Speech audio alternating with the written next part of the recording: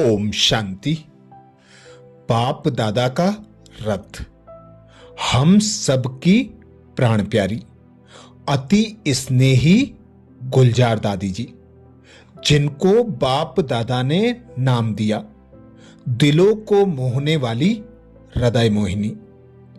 गुलजार दादी जी के अंग संग में अनेक वरिष्ठ भाई बहन महारथी रहे, जिन्होंने गुलजार दादी की याद को ताजा करने के लिए अपने विशेष अनुभव सुनाए, जिसमें ब्रह्मा कुमारी ऊषा बहन दादी जी के बारे में कहती हैं, दादी मेरे लिए फ्रेंड, फिलोसोफर और गाइड थी, परम आदरणीय, परम श्रद्धेय, बाप समान, बाप के नैनों में सदा समाई हुई मीठी प्यारी दादी गुलजार जी मेरे लिए सिर्फ दादी नहीं, लेकिन एक फ्रेंड, फिलोसोफर और गाइड रही।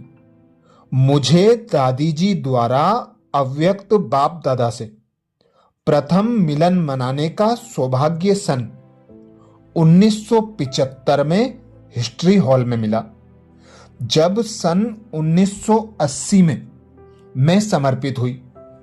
उस श्याम गुलजार दादी जी मुझे नक्की लेक तक पैदल लेकर गईं और रास्ते में पूछा कि यह समर्पण का निर्णय तुमने किसके कहने पर लिया।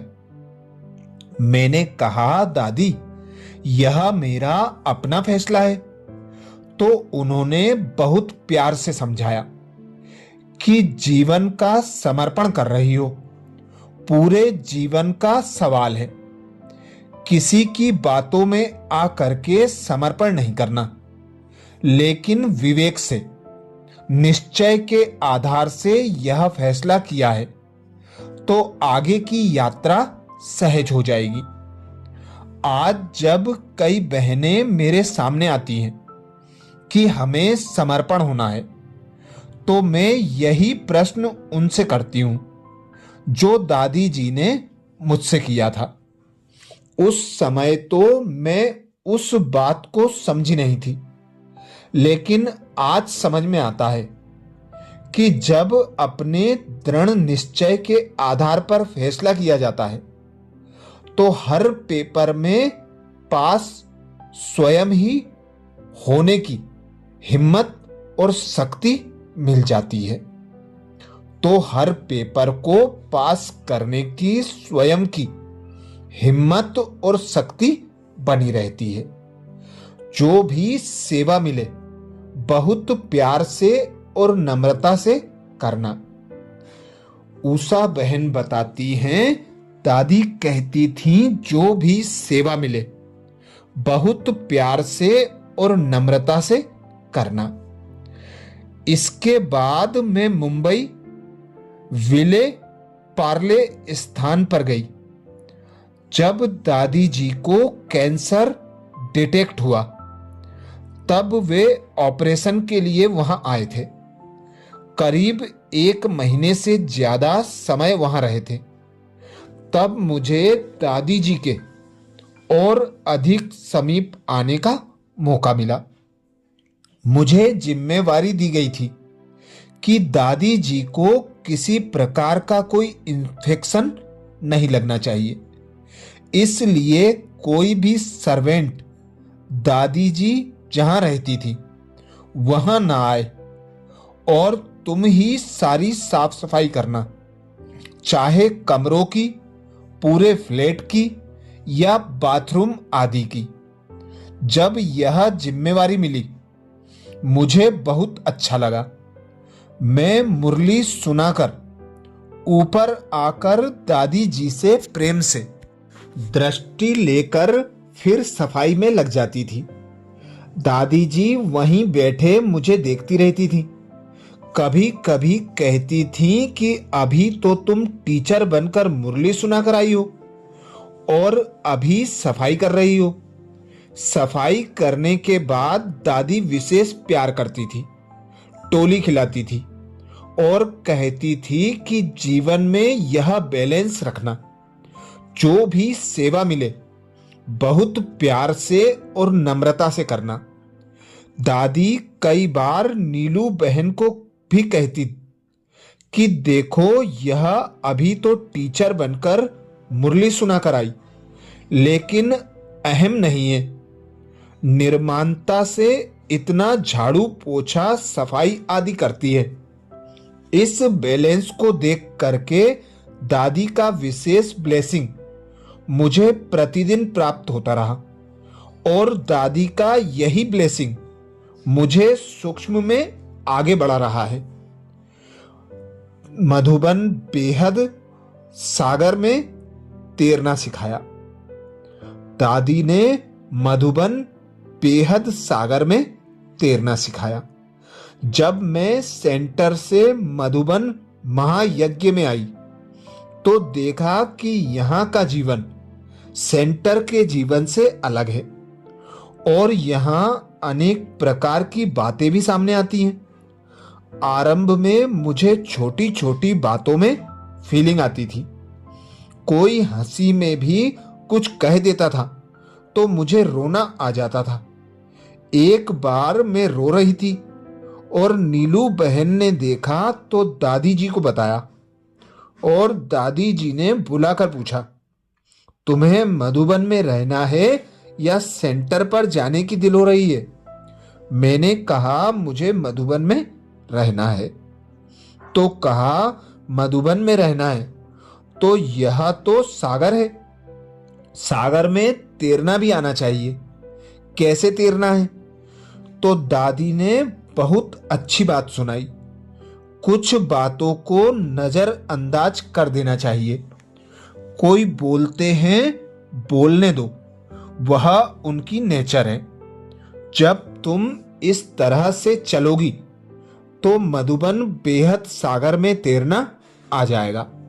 नहीं तो यहां रोज रोना पड़ेगा, क्योंकि छोटी बड़ी बातें तो होती ही रहेंगी। फिर तो सेंटर पर चली जाओ। मैंने दादी जी से प्रॉमिस किया कि मैं फिर कभी छोटी मोटी बातों में रोऊंगी नहीं, और सचमुच उस बात ने मुझे बहुत हिम्मत दी। मधुबन बेहद सागर में कैसे रहना चाहिए, तैरना चाहिए, यह दादी ने सिखाया। ऐसे ही कभी जीवन में कोई बात आती थी तो दादी के पास जाकर दिल खोलकर बड़ी सहजता से वह बात कर सकती थी और दादी जी बहुत प्यार से उसका समाधान भी देती थी। बाबा की सिंपल शिक्षाएं इतनी सटीक होती थी, जो बात गले उतर जाती थी। मधुबन में जब देश विदेश से इंग्लिश में ईमेल आती थी तो सीलू बहन पढ़कर सुनाती थी, परंतु जब दादी शांतिवन में रहने लगे तो फोन करके मुझे बुलाते थे कि जरा इधर आना। दादी का बुलावा होना और जैसे अंदर एनर्जी आ जाती थी और मैं तुरंत पहुंच जाती थी।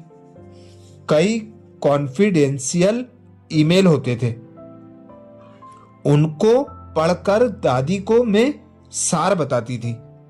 कभी पूरा पढ़कर सुनाती थी, परंतु वह पढ़ने सुनने के बाद जिस तरह दादी निसंकल्प हो जाती थी, वैसे ही मुझे भी वे बातें जरा भी याद नहीं रहती थी।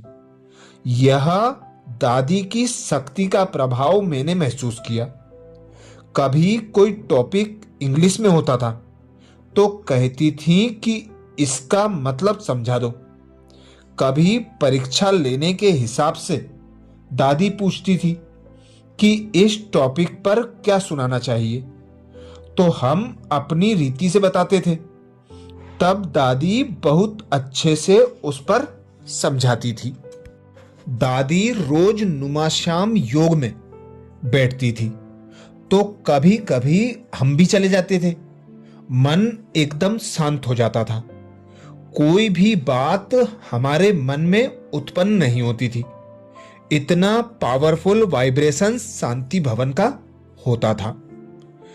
कभी कभी तारा बहन दादी को कोई कहानी या जोक सुनाती थी, तो कभी मुझे भी दादी कहती थी कि तुम भी कोई कहानी सुनाओ। तब कोई छोटी ज्ञानयुक्त कहानी दादी को सुनाती थी। एक बार रक्षाबंधन के समय दादी के पास गई। दादी ने अपने पास बिठाया। नीलू बहन से कहा, दादी इसको प्यार करो। नीलू बहन ने कहा, दादी इसको प्यार करो। दादी ने इतना प्यार किया और सर पर हाथ घुमाया, वरदान दिया, इतनी मीठी स्मृतियां दी। इस तरह हमने दादी को गंभीर भी देखा, लाइट मूड में भी देखा, तो शिक्षा सावधानी देते हुए शुभ भावना शुभ कामना मूर्त भी देखा और बहुत कुछ सीखा दादी से।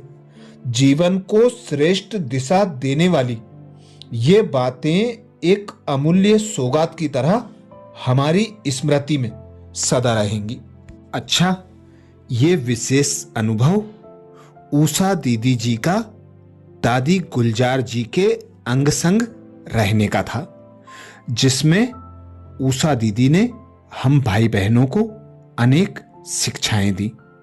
ऐसे ही और अनुभव सुनने के लिए बाबा के चैनल को सब्सक्राइब करें और वीडियो को सभी बीके भाई बहनों को शेयर जरूर करें। ओम शांति।